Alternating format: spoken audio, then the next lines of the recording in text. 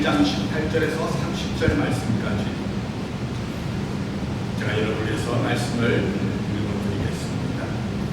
수고하고 무거운 짐진 자들아 다 내게로 오라. 내가 너희를 쉬게 하리라. 나는 마음이 온유하고 겸손하니 나의 멍에를 메고 내게 배우라. 그리하면 너희 마음이 쉼을 얻으리니 이는 내 멍에는 쉽고 내 짐은 가벼우리라 하시니라. 아멘. 이 말씀으로 내 삶의 짐이라는 제목으로 우리 샤울 한번 인사하실까요? 사랑합니다. 축복합니다. 그리고 우리 하늘에 함께 받으시는 시간 되기를 바랍니다. 오늘 본 말씀은 우리가 또 잘 아는 말씀입니다. 여러분 이 말씀 들을 때 어떤 마음이 드십니까? 어떤 마음이 드셨습니까? 그냥 읽기만 해도 그냥 너무 좋지 않습니까? 힘을 주신다. 참위로가 되고 힘이 되고 소망이 되는 말씀입니다. 그런데 그 말은 그만큼 이 세상은 어떻다는 겁니까? 우리가 세상에서 세상에 많은 수고를 해야 되고 또 인생에 많은 짐을 짊어지고 그만큼 스트레스가 많다는 반증이기도 합니다. 인생의 짐이라는 것이 그만큼 없고 그 짐을 안 지는 사람이 어느 누구도 없습니다. 우리는 다 세상 살아가면서 짐을 지고 살아가게 되죠. 짐이 없는 사람은 아무도 없습니다. 아이는 아이대로, 어른은 어른대로 짐을 지고 가는 겁니다. 간혹 부모들이 자녀들 보고 그런 얘기 하잖아요. 공부 안 하고 막 말씀 부리고 하는 그런 자녀들 보면 야, 엄마 아빠가 다 해주는데 너는 공부만 하면 되지. 뭐가 걱정이니? 뭐가 어렵니? 네가 나중에 학교 졸업하면 학교 다닐 때가 제일 편했다는 사실을 알게 될 거야. 뭐 그런 얘기 하지 않습니까? 그런데 아이들이 왜 그 티네이저 아이들이 우울증에 걸리고 왜 자해를 하고 왜 그렇게 힘든 시간들을 보낼까요? 그 아이들이 그 나이 때도 져야 되는 인생의 짐이 있습니다. 우리는 별 아는 것처럼 여기는지 모르지만 아닙니다. 어느 짐이 더 무겁다, 가볍다, 결국 우리는 단정할 수가 없습니다. 우리가 또 직장 다니면서 직장이라는 짐도 있습니다. 특별히 인생에서 성공이라는 목표를 두고 그저 앞만 보고 돈을 버는 것을 목표로 해가지고 달려갔던 사람이 자신의 몸을 돌보지 않아가지고 나중에 어느 순간 그냥 쓰러져 버리는 그런 경우들도 많이 있습니다. 예전에 뉴스를 통해서 본 기억이 있는데 어떤 사람이 차를 몰고 가는데 앞에 있는 택시가 신호가 떨어졌는데도 움직이지 않고 그대로 서 있는 겁니다. 그래서 이 사람이 혹시 신호를 못 갔나? 그럼 어떻게 해야 됩니까? 뒤에서 경적을 빵빵하고 울리지 않습니까? 그런데도 그대로 있어요. 이상하다. 왜 가만히 있을까? 하고 앞에 갔더니 기사가 핸들을 손에 올리고서는요 머리를 그 핸들에 박고 꼼짝도 안 하고 있는 겁니다. 의식을 잃은 거예요. 급하게 응급차를 불러가지고 병원에 갔는데 그 기사는 1시간 만에 죽고 말았답니다. 왜 이렇게 죽을 수밖에 없었을까? 사연을 보니까 이분이 얼마 전에 개인 택시 면허를 땄어요. 요즘하고 좀 달랐고 예전에는 택시 아무나 몰 수 없었잖아요. 특별히 개인 택시 면허는 굉장히 귀한 거였습니다. 이 사람이 어렵게 택시 면허를 얻었으니까 빚을 내서 택시를 산 겁니다. 그리고는 그 빚 갚느라고 하루도 쉬지 않고 하루에 18시간을 운전해서 돈을 벌다가 그만 과로사로 죽어버리고 만 겁니다. 우리 인생에 이런 짐이 없을 수는 없습니다. 문제는 계속해서 그런 짐만 지고 가다가는 어떻게 됩니까? 필연적으로 쓰러지고 만나는 겁니다. 그렇기 때문에 내가 짐을 질 때는 지더라도 뭘 해야 됩니까? 중간중간에 휴식이 필요하다는 사실. 이런 육체적인 짐도 있고요. 또 어떤 사람은 마음의 짐이 하나 가득인 사람도 있습니다. 외적인 짐들은 몸이 힘든 짐은 눈에 보이기라도 하지만 내 마음으로 진 짐은요 눈에 보이질 않습니다. 그래서 속으로 짐을 진 사람이 어쩌면 더 힘들지도 모릅니다. 뭐가 짐일까? 어떤 사람에게는요 사람이 짐이 됩니다. 다른 사람은 사람이 힘이다라고 하는데 사람이 짐인 사람도 있습니다. 때로는요 가족이 짐이 됩니다. 어떤 분에게는 자식이 짐이고 어떤 사람은 부모가 짐이기도 하고요. 부부가 직장을 다니면서 힘겹게 살아가고 있는 부부가 있었는데 부모님이 치매에 걸렸습니다. 그러니 간병하려면 어떻게 되겠습니까? 한 사람이 직장을 그만두고 간병을 하는데 그것도 하루 이틀이지 이게 몇 년 계속되면요 경제적으로도 돈이 많이 들어가기도 하고 힘들어지는 거죠. 신병에 뭐가 없다고 그럽니까? 보자 없다고 그러지 않습니까? 병수반하는 게 한두 해도 아니고 몇 년씩 지속되면 몸도 마음도 다 지치게 되고 집안의 웃음이 사라져버리게 되는 거죠. 그렇다고 해가지고 모든 사람이 부모를 짐으로 여기지는 않겠지만 때로는 자신을 다 길러준 부모를 할지라도 짐으로 느껴질 수가 있습니다. 이런 경우는 또 부모가 짐으로 느껴진다는 그 사실 자체가 또 다른 마음의 가책, 양심의 가책이 되고 짐이 되는 거죠. 어떤 사람에게는 경제적인 문제가 짐이 되기도 합니다. 본인만이 아니라 아내, 심지어 자녀들까지도 빚을 만들어서 신용불량자가 되게 만든 것. 어떤 사람은 연약한 몸이 짐이기도 합니다. 자신의 병든 몸이 자신뿐만 아니라 다른 사람에게도 짐이 되는 것 같아서 괴로워하는 거죠. 이처럼 세상을 살아가는 우리 모두는 수고하고 무거운 짐을 지닌 자들입니다. 나만 짐을 지고 있다고 생각지 마십시오. 다른 사람은 짐이 없이 잘 사는데 나 혼자 이렇게 무거운 짐 지고 산다고 생각지 마십시오. 다 짐이 있습니다. 그 짐이 큰지 작은지 겉으로 지고 있는지 안으로 지고 있는지 차이가 있을 뿐이지 모든 인생은 다 짐을 지고 살아가는 사실입니다. 그러면 그 짐을 우리가 어떻게 처리할 것인가? 사람들은 그 짐을 내려놓고 휴식을 취하게 되는데 어떤 식으로 취할 때가 많습니까? 일을 하면서 공부하면서 스트레스가 쌓이다 보니까 이걸 해소하기 위해서 술을 마시기도 하고 약물에 의존하기도 하고 쾌락에 몸을 내어 맡기기도 합니다. 여러분 그렇다고 해서 그 스트레스가 본질적으로 해소되고 그 짐이 벗어나지게 됩니까? 아닙니다. 오히려 더 쌓이게 됩니다. 모든 사람에게는 짐을 내려놓고 쉼을 누리는 시간이 필요하지만 잘못된 쉼은 그 쉼을 누리는 순간에는 고통을 입고 즐거울지 모르지만 끝이 나면 더욱 허무해지고 더 갈증을 느끼는 바닷물을 마셔서 갈증을 해결하는 것과 같습니다. 어떤 사람은 그 짐이 너무 무거우니까 그 짐을 두고 그냥 도망을 쳐버립니다. 회피를 해버리는 거죠. 짐을 두고 가출해버리거나 야간 도주해버리고 싶고 간혹 그런 생각 들지 않습니까? 아내, 남편, 자식 다 땡겨쳐버리고 혼자 멀리 훌쩍 여행이라도 좀 떠났다 왔다 가면 좋겠다는 생각. 때로는 그 짐이 너무 무거워서 이쯤에서 그냥 짐도 내려놓고 내 삶도 함께 내려놨으면 좋겠다고 생각하는 사람들도 있습니다. 그 짐이 얼마나 무거웠으면 다 내려놓고 여기서 인생을 끝냈으면 좋겠다고 생각까지 하겠습니다. 하지만 그건 결코 짐을 벗는 길이 아닙니다. 인생의 짐이라고 하는 건 그렇게 벗겨지는 것이 아닙니다. 왜요? 이 세상에서의 삶만이 전부라면 혹 그것이 짐을 벗는 최후의 방법이 될 수는 있습니다. 그런데 인생은 이 땅에서의 삶으로 끝나지 않습니다. 죽음 후에는 또 다른 세상이, 또 다른 삶이 있다는 이 생의 짐을 벗었다고 생각하는 순간 더 큰 짐을 지게 되는 것입니다.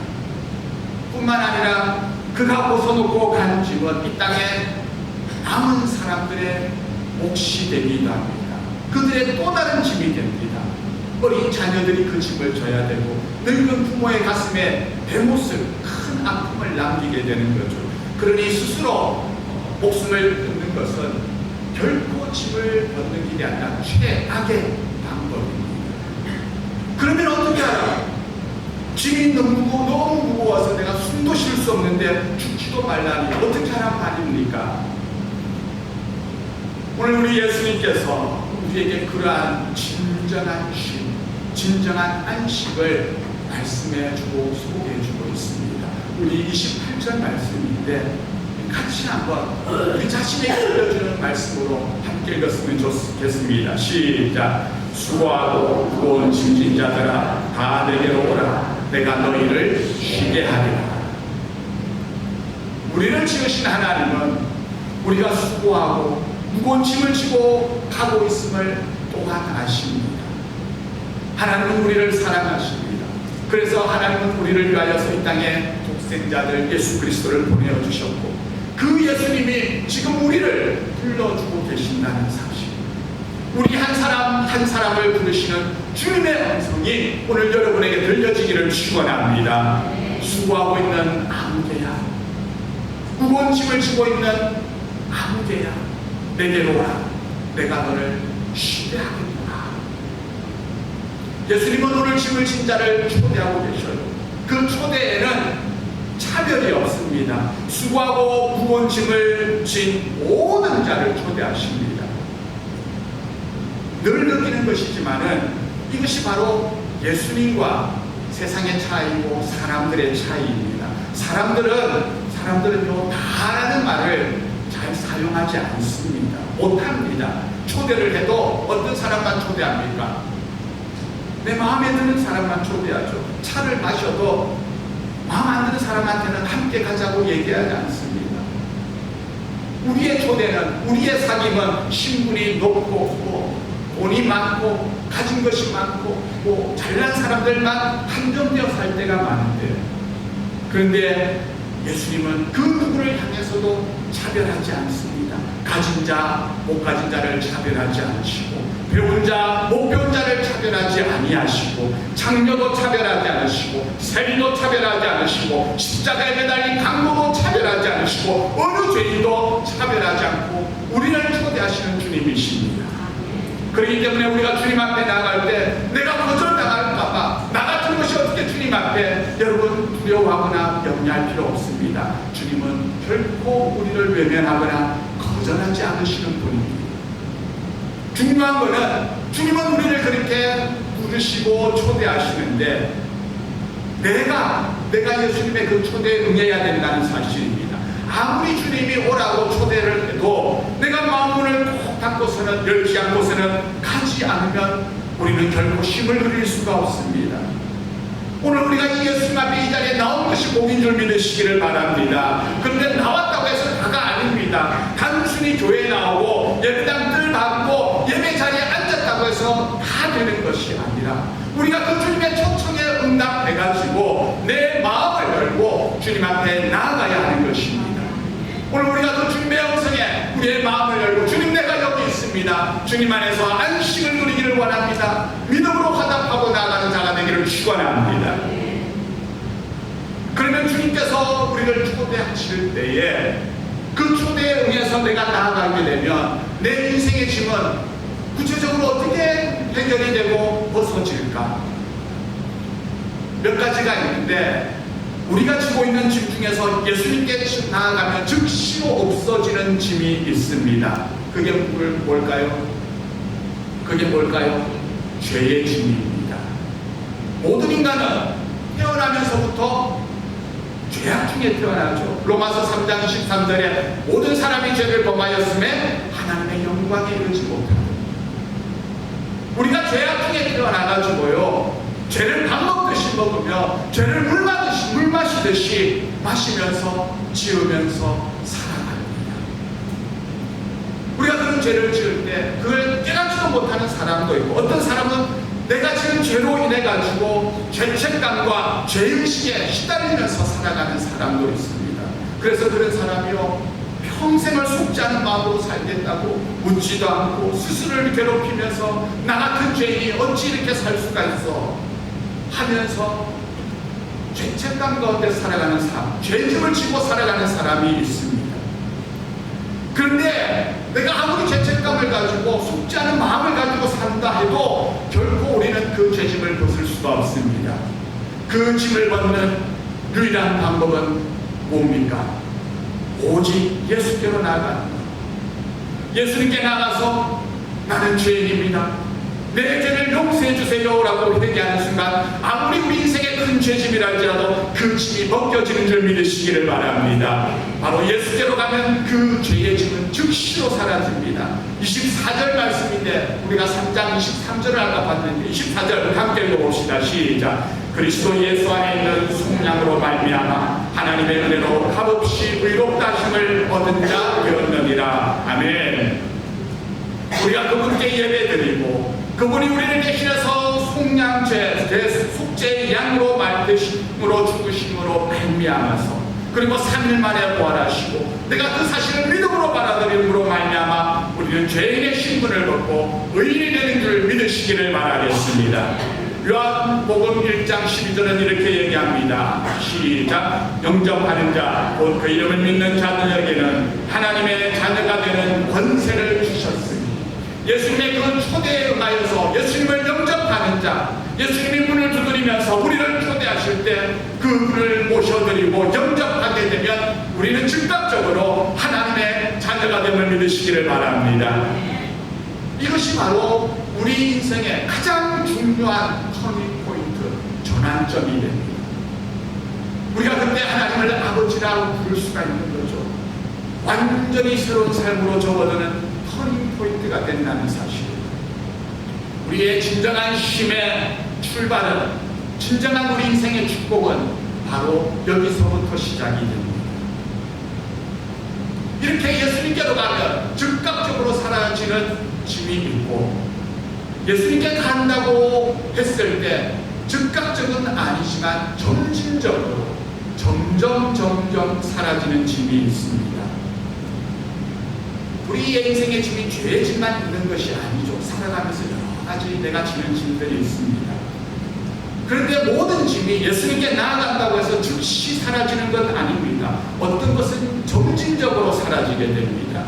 뭘까? 죄가 원인이 되어서 나타난 결과로서의 짐입니다. 살인을 하거나 간음을 하거나 도적질 이런 죄의 결과로 인해 나타난 것은 바로 그 죄의 짐이 완전히 회복되거나 없어지지는 않습니다.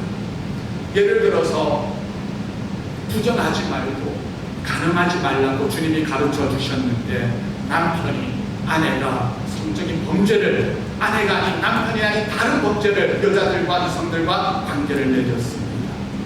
이 일로 인해서 가정이 깨어졌습니다.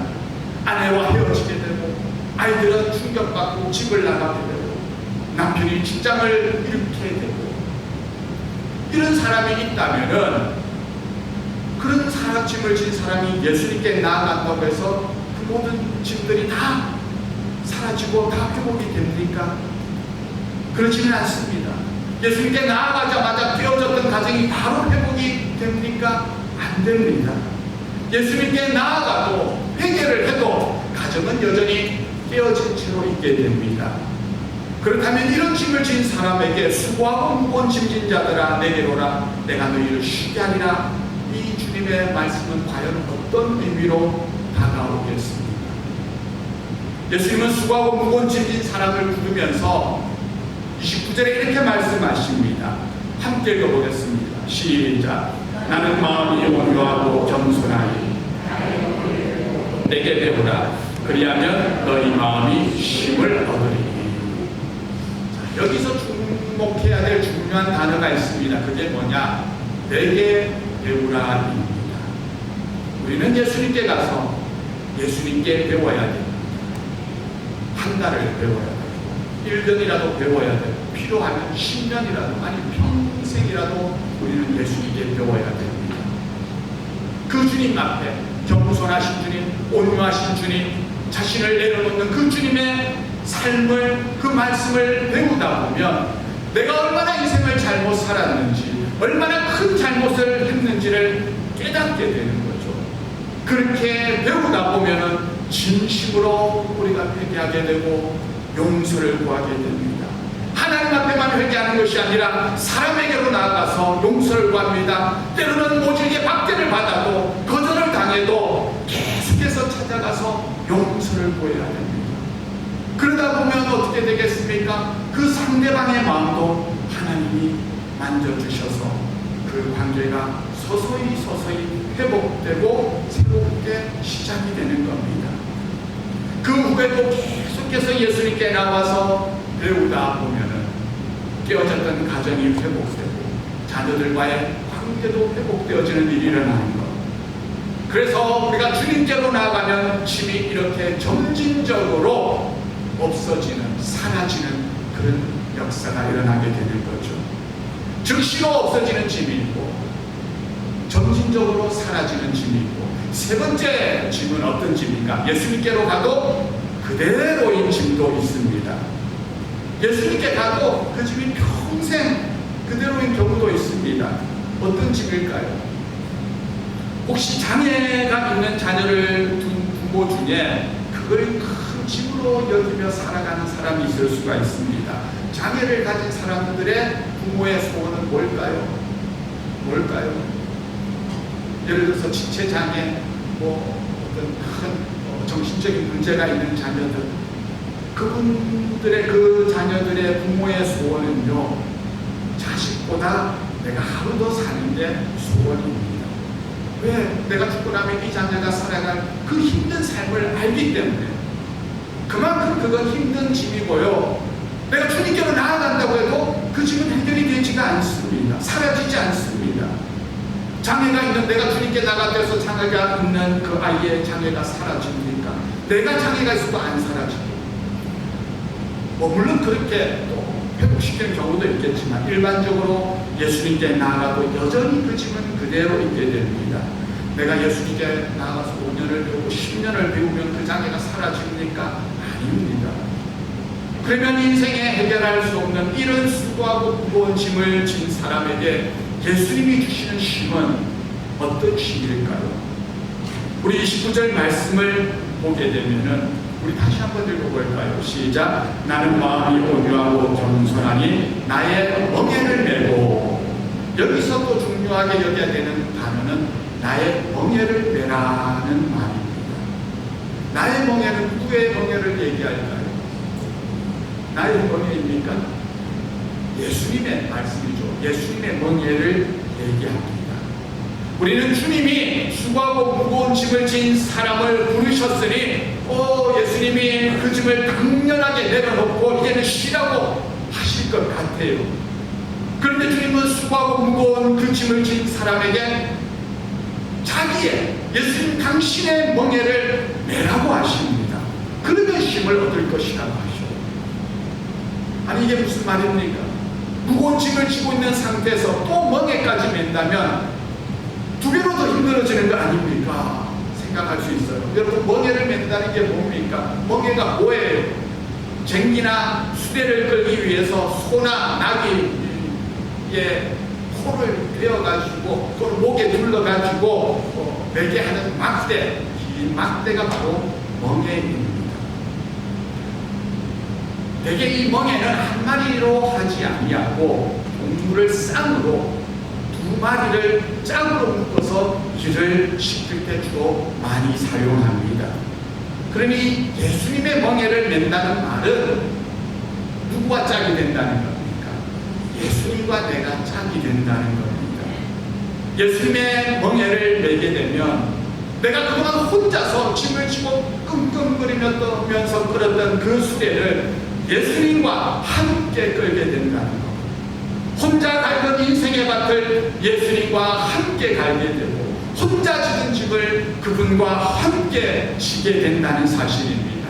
그러면 그 짐의 비율은 몇 대 몇일까요? 50대 50입니까? 우리 주님은 크고 힘이 세고 전능하신 분임을 믿으시기 바랍니다.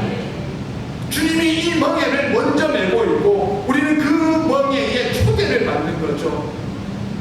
초대받은 소가 편안하게 그 멍에를 치고 가려면 어떻게 하는 게 제일 편안합니까? 먼저 멍에를 맨 분에 그 소의 행보에 똑같이 발걸음을 맞추면 그게 제일 쉽고 편합니다. 그리고 그 소는 강하고 능하고 전능하신 분이십니다. 우리는 그저 멍에만 메고 있을 뿐이지 주님이 다 끌고 가시는 거예요. 그런데 내가 멍에를 같이 메기는 했는데 나 같이 안 가겠습니다. 됩니다 하고 주저앉고 버티고 그러면은 그 소의 인생길은 또 정말 힘들어집니다. 질질 끌려가게 됩니다. 우리는 그저 그분의 주대를 받아서 그분의 멍에를 함께 메고 그분이 하라는 대로 하면서 따라가기만 하면 됩니다. 힘은 누가 쓰셔요? 그분이 쓰셔요. 우리 주님이 쓰셔요. 그러면은 그곳에 멍에를 멜지라도 쉼이 있다는 사실입니다. 여전히 수고하고 무거운 짐을 지고 살아가지만 그 삶이 고통스럽거나 괴롭지 않습니다. 멍에를 지지만 오히려 가볍고 오히려 즐겁고 오히려 신이 나서 가게 됩니다. 이 삶의 비밀을 예수님은 내 멍에는 쉽고 내 짐은 가볍다라고 그렇게 오늘 말씀에서 설명을 해주고 있습니다. 아까 장애를 가진 부모 이야기를 했었는데 그런 이야기를 들어봤어요. 한 가정에 장애를 가진 아이가 있었습니다. 아이가 어릴 때부터 뇌성마비 같은 거에 걸려가지고 움직이지도 못하고 지능도 떨어지고 말도 제대로 못하고 그러니 이 아이를 혼자 두지를 못합니다. 당연히 부모에게 이 아이는 뭐였습니까? 짐이었습니다. 그것도 아주 큰 짐이었습니다.